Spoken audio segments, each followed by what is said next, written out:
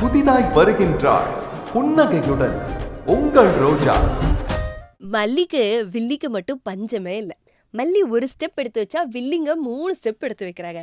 But என்ன பண்றது, ஒரு வழியா விஜய்க்கும் மல்லிக்கும் கல்யாணம் ஆயிடுச்சு. ஆனா நம்ம விஜய் வன்மத்தையும் கோவத்தையும் மட்டுமே மல்லிக்கிட்ட காட்டிட்டு இருக்காரு. எப்பதான் புரிஞ்சுக்க போறாருன்னு தெரியல. பட் மல்லிக்கு ஒரே ஒரு பயங்கரமான சப்போர்ட் யாருன்னா நம்ம அன்னபூர்ணியம்மா தான். எங்கெல்லாம் கேப் கிடைக்கும், எப்பெல்லாம் சான்ஸ் கிடைக்குமோ அப்பெல்லாம் 2 பேரை எப்படியாவது ஒன்று சேர்த்து வச்சிடலாம் அப்படின்னு போராடிக்கிட்டு இருக்காங்க. ஸோ கல்யாணம் முடிஞ்ச கையோட ஃபர்ஸ்ட் நைட் பண்ணணும் அப்படின்னு சொல்லிட்டு நம்ம அன்னபூர்ணியம்மா குதூகலமா பூவெல்லாம் எடுத்துட்டு பெட்ல போடணும் அப்படின்னு வரும்போது குறுக்கால இந்த போதும் பொண்ணு வந்தா அப்படின்ற மாதிரி வந்துட்டாங்க. பட் என்ன பண்றது, நீங்க 2 பேரும் சண்டை போட்டு ஒரு பிரயோஜனமும் இல்லையே. நம்ம விஜய் மனசு வைக்கணும்ல. சொன்ன மாதிரி விஜய் கூப்பிட்டு மல்லியை 4 திட்டி டப்புன்னு கதவை சாத்திட்டாரு. அட போங்கப்பா, எதையாவது பேச்சுவார்த்தை நடக்கும், நீங்க எப்படியாவது ஒன்று சேர்ந்துருவீங்கன்னு நினச்சோம். அதுக்கும் வழி இல்லை. பட் இருந்தாலும் நம்ம அன்னபூர்ணியமா மனம் தளரல. காலையில மல்லிக்கிட்ட காஃபி கப் கொடுத்து வச்சு அதை வச்சு எப்படியாவது 2 பேரும் பேசிடுவாங்க அப்படின்னு ட்ரை பண்ணாங்க. விஜய் போட்டு போற கோட்டை வச்சு ஏதாவது பண்ணணும் அப்படின்லாம் ட்ரை பண்றாங்க. இப்படி நிறைய விஷயத்த ட்ரை பண்ணிட்டு இருக்காங்க. பார்க்கலாம் அன்னபூர்ணி அம்மாவோட விடாமுயற்சி இந்த வாரமாவது சக்ஸஸாக நடக்குமாறு. விஜய் கொஞ்சமாவது இறங்கி வருவாரா அப்படின்னு நம்ம ஏங்கிட்டு இருக்கோம். ஆனால் சும்மா இல்லாமல் இந்த ராஜி வில்லி வேமா வந்து லாயரை கூட்டிகிட்டு வந்து விஜயை டைவர்ஸ் நோட்டீஸில் கையெழுத்தெல்லாம் போட வைக்கிறாங்க. என்ன பண்ண போகிறாங்கன்னு தெரியலையே.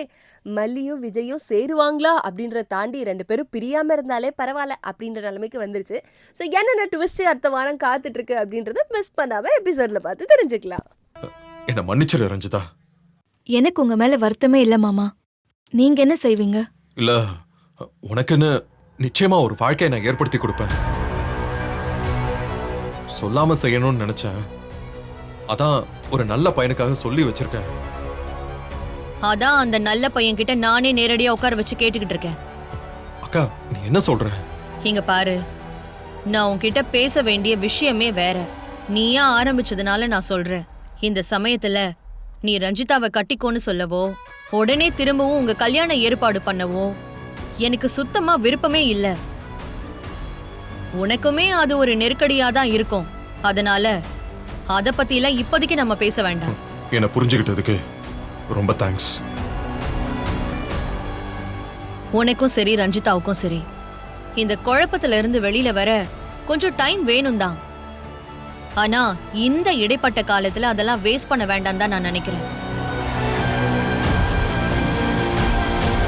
ஆமாண்டா, அந்த ஒண்ணுத்துக்கும் உதவாத ஃபேமிலி இருக்குல்ல, எவ்வளோ சாமர்த்தியமா திட்டம் போட்டு மல்லியை நம்ம குடும்பத்துக்குள்ள அனுப்பி வச்சுட்டாங்க. யோசிச்சு பாத்தியா?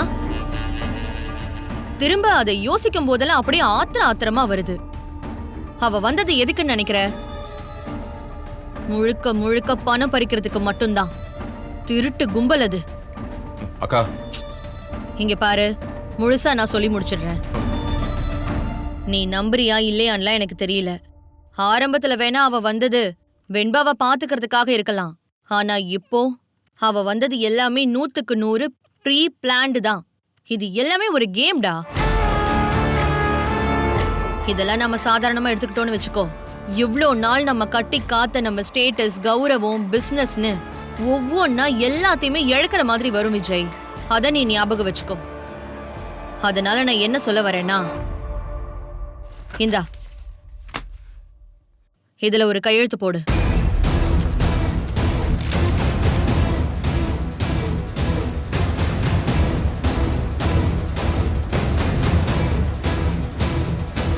இந்த வீடியோ உங்களுக்கு பிடிச்சிருந்தா லைக் பண்ணுங்க, ஷேர் பண்ணுங்க, காமெண்ட் பண்ணுங்க. Saregama TV shows Tamil subscribe பண்ணுங்க.